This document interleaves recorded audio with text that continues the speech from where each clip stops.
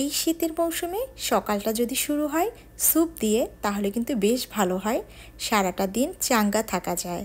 আসসালামু আলাইকুম, সবাই কেমন আছেন? আলহামদুলিল্লাহ আমি ভালো আছি। নতুন একটা ভিডিওতে সবাইকে স্বাগতম। আজকে তৈরি করব একদম সিম্পল চিকেন নুডলস স্যুপ। তাহলে চলুন শুরু করি। প্রথমে গাজরগুলো কেটে নিয়েছি, আমি শুধু গাজর দিয়েই করব, আর চিকেন নুডলস তো থাকবেই। আর এখন আমি 2 টেবিল স্পুন কর্নফ্লাওয়ারের সাথে হাফ কাপ পানি মিশিয়ে একটা মিশ্রণ তৈরি করে নিলাম। এবারে প্যানে তেল দিয়ে দিলাম, আমি চিকেন ঝুরি করে কেটে রেখেছি সেটা দিয়ে দিচ্ছি।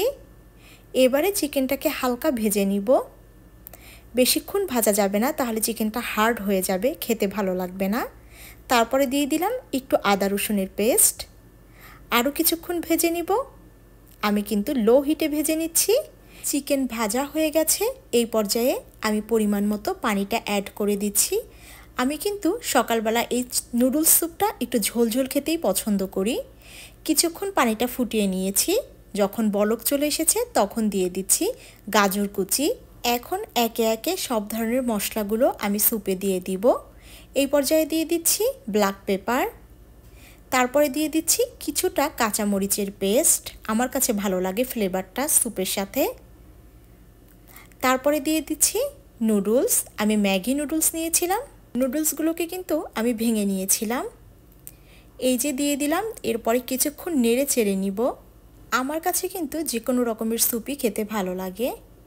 এবারে দিয়ে দিচ্ছি 2 প্যাকেট নুডলসের মশলা, আমি কিন্তু 2 প্যাকেট নুডলস দিয়ে আজকের স্যুপটা তৈরি করছি। এবারে দিয়ে দিচ্ছি 1 টেবিল চামচ সয়া সস, তারপরে আরও কিছুক্ষণ নেড়ে নিব। এখন দিচ্ছি ওয়েস্টার সস। যারা প্রতিদিন আমার ভিডিওটি ফুল দেখে লাইক কমেন্ট শেয়ার করেন তাদেরকে অসংখ্য ধন্যবাদ। তারপরে দিয়ে দিয়েছি কিন্তু কিছুটা টমেটো সস। এখন বেশ কিছুক্ষণ নেড়ে নিব। দিয়ে দিয়েছি পরিমাণ মতো লবণ, একটু চিনি, তারপরে আরও কিছুক্ষণ নেড়ে নিব।